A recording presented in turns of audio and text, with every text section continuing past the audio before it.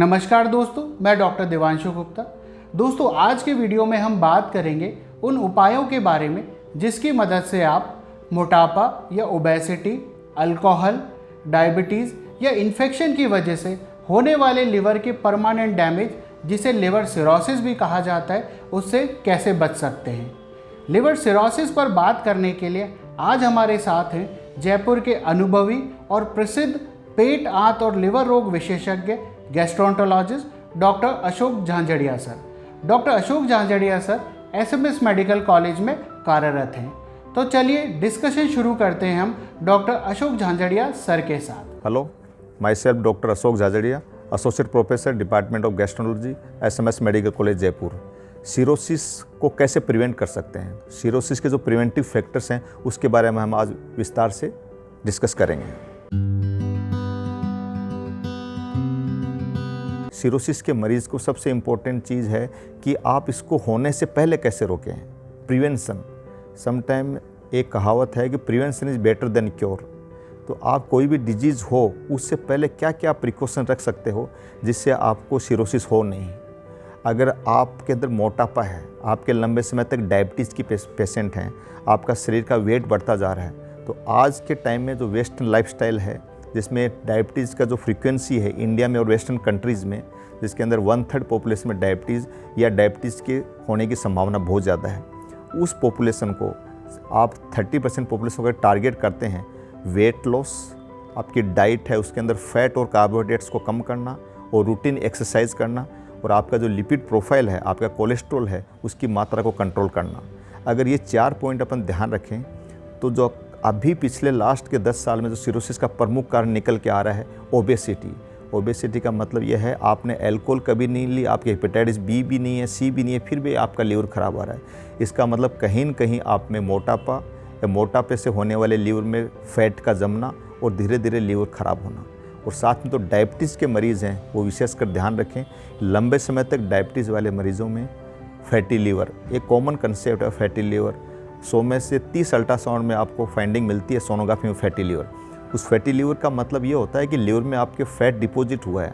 अगर इसी fatty liver के साथ में आपके लीवर के जो टेस्ट करते हैं SGOT और SGPT अगर वो बढ़े हुए हैं, इसका मतलब आपका लीवर थोड़ा थोड़ा ख़राब होना चालू हो गया। और ये बढ़ने के साथ में अगर आपकी सोनोग्राफी में आपके पेट में थोड़ा बहुत पानी भरना, आपके लीवर का जो शेप है वो चेंज होना, लीवर की साइज़ छोटी होना, लीवर की जो एनाटोमी है नॉर्मल उससे अलग होना, तो समझ लो आपके आगे सिरोसिस की संभावना काफ़ी ज़्यादा बढ़ जाती है। तो जो प्रिवेंटेबल सबसे इम्पोर्टेंट रीज़न है सिरोसिस में वो है नैश रिलेटेड सिरोसिस। नैश का मतलब होता है नॉन अल्कोहलिक स्टीओहेपेटाइटिस। बिना अल्कोहल के ही आपका लीवर ख़राब होता जा रहा है। तो आपकी ओबेसिटी को कम करें, आपकी डाइट में एक्सरसाइज हो, डाइट के साथ में एक्सरसाइज हो, डाइट के अंदर फैट्स और कार्बोहाइड्रेट्स बिल्कुल न के बराबर मात्रा में, आपकी डाइट में प्रोटीन अच्छी हो। आज से 20 साल पहले एक कंसेप्ट हुआ करता था, कोई भी लीवर का मरीज़ या लीवर जिसका ख़राब हो उसको कहते थे कि प्रोटीन नहीं खाना, जबकि आज ऐसा कंसेप्ट नहीं है। लीवर के मरीज़ को प्रोटीन ज़्यादा खानी चाहिए। कई बार पेशेंट कहते हैं साहब हम रसगुल्ला खा लें, सिर्फ रसगुल्ला खाते रहते हैं, पानी पीते रहते हैं, गन्ने का जूस पीते रहते हैं, बल्कि अब ये कंसेप्ट चेंज हो गया है। अभी रसगुल्ला खाना, गन्ने का जूस पीना ये लीवर में ठीक होने के बजाय हानिकारक होते हैं। क्यों? कि जो गन्ने का जूस जो अब मार्केट में मिलता है, जो बनता है, उसमें हेपेटाइटिस ए और ई की संभावना बहुत ज़्यादा होती है। जिस गंदे पानी से, जिस गंदगी में जितनी उसके अंदर आप इम्प्योरिटीज़ होती हैं, उस हेपेटाइटिस ए और ई की संभावना बढ़ के आपको लीवर को ठीक करने के बजाय ज़्यादा ख़राब करती हैं।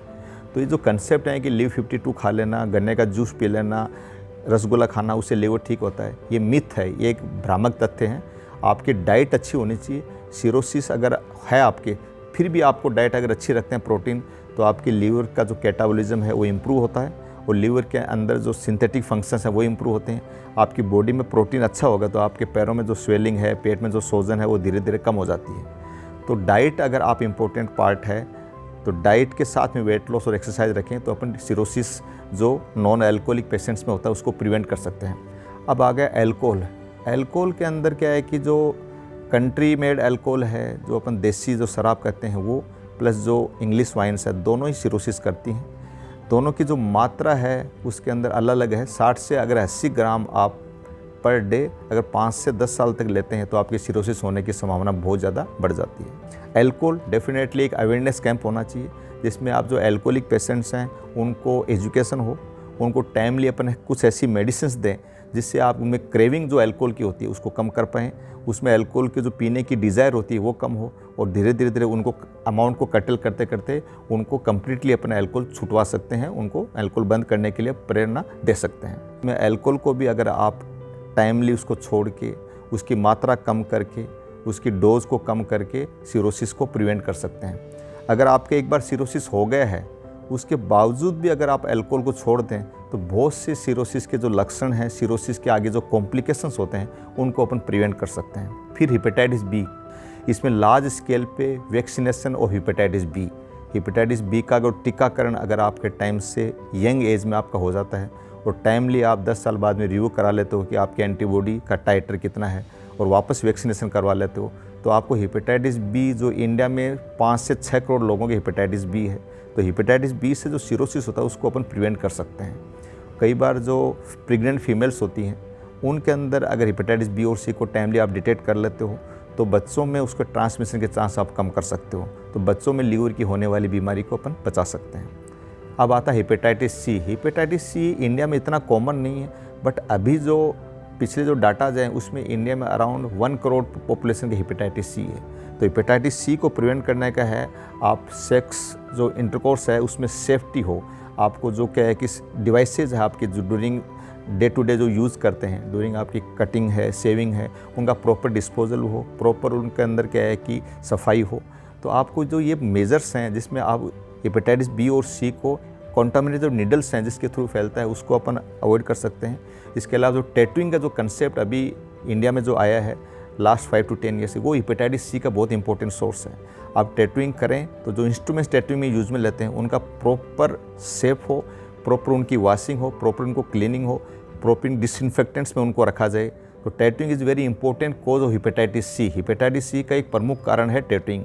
तो टैटूइंग जैसे चीज़ें वो लगती बड़ी वो हैं क्रेविंग जैसी एक बड़ी excited, but they can lead to damage of your liver in long term. Hepatitis C एक बार होने के बाद में आपका लिवर शुरू में होते ही बीमार नहीं होता, ख़राब नहीं होता, उसके होने के 10 से 20 साल बाद में आपको सिरोसिस की बीमारी होती है। तो ये कुछ कॉमन चीज़ें हैं जो अपन डाइट में, प्लस आपकी एक्सरसाइज में, प्लस आपकी रूटीन हैबिट्स में, प्लस जो आपका डे टू डे एनवायरनमेंट है उसको आप स्ट्रॉन्गली रिकमेंड करके प्रिवेंट कर सकते हैं। लास्ट में सिरोसिस के बारे में एक जो कॉमन कंसेप्ट्स जो इंडिया में या वेस्टर्न कंट्रीज़ में फॉलो करते हैं वो ये है कि टाइमली आपकी स्क्रीनिंग हो। स्क्रीनिंग का मतलब आपके छोटे से सिम्टम्स और लक्षण आते ही आपको एक कॉमन जो जांचें होती हैं जिसमें लिवर फंक्शन टेस्ट, एक CBC, ये कॉमन जांचें से आपको एक रफ़ आइडिया लग जाता है और एक प्रॉपर गैस्ट्रोएंटरोलॉजिस्ट से आपके आसपास में उसे कंसल्ट करें कि मुझे कोई सिरोसिस के लक्षण, अगर जैसा भी मरीज़ को लगे जो लक्षण अपन ने डिस्कस किए हैं तो कॉमन जांचें करके अपन उसको टाइमली डायग्नोस करके और उसके होने वाले कॉम्प्लिकेशंस को प्रिवेंट कर सकते हैं, कॉम्प्लिकेशन को बचा सकते हैं। फिर भी सब कुछ करने के बाद में अगर आपके हो जाता है फिर भी आप अल्कोहल को बंद करके आपका वैक्सीनेशन हेपेटाइटिस बी का टाइमली लगवा लें और साथ में होने वाले जो वेट लॉस वगैरह जो मैंने जस्ट बताया, आपकी डायबिटीज़ कंट्रोल है, आपका ब्लड प्रेशर कंट्रोल है, आपकी जो लिपिड प्रोफाइल है, कोलेस्ट्रॉल कंट्रोल है, तो आपकी उसमें होने वाले जो कॉम्प्लिकेशंस हैं सिरोसिस के वो सब कम हो जाएंगे और आप एक नॉर्मल लाइफ है वो डे टू डे जैसी लाइफ में सर्वाइव कर सकते हैं। लास्टली जो कैंसर कॉम्प्लिकेशन है सिरोसिस का, उसको प्रिवेंट करने का और उसको टाइमली डायग्नोस करने का तरीका ये है, आप 6 मंथली 1 ईयरली आपके गैस्ट्रोएंटरोलॉजिस्ट को दिखाएं, अल्ट्रासाउंड या कॉमन ब्लड टेस्ट वो कोई रिकमेंड करे उसको करवाएं। अगर वो आपका ठीक है तो फिर आप उसको फॉलोअप को टाइम को बढ़ा सकते हैं 3 साल में, 5 साल में, तो आपके सिरोसिस से होने वाला जो कैंसर है उसको भी बहुत हद तक हम प्रिवेंट कर सकते हैं। Thank you. तो ये थे डॉक्टर अशोक झांझड़िया सर, जिन्होंने हमें बताया उन उपायों के बारे में जिसकी मदद से आप लिवर की परमानेंट डैमेज होने वाली बीमारी लिवर सिरोसिस से कैसे बच सकते हैं। दोस्तों, इसके अलावा पेट, आंत और लिवर से संबंधित बीमारियों के लिए आप डॉक्टर अशोक झांझड़िया सर से संपर्क कर सकते हैं। इसके अलावा हेल्थ और मेडिकल से related reliable, authentic, useful information के लिए कृपया आप हमारा YouTube channel the Doc Health subscribe करें। स्वस्थ रहें, सुरक्षित रहें। धन्यवाद।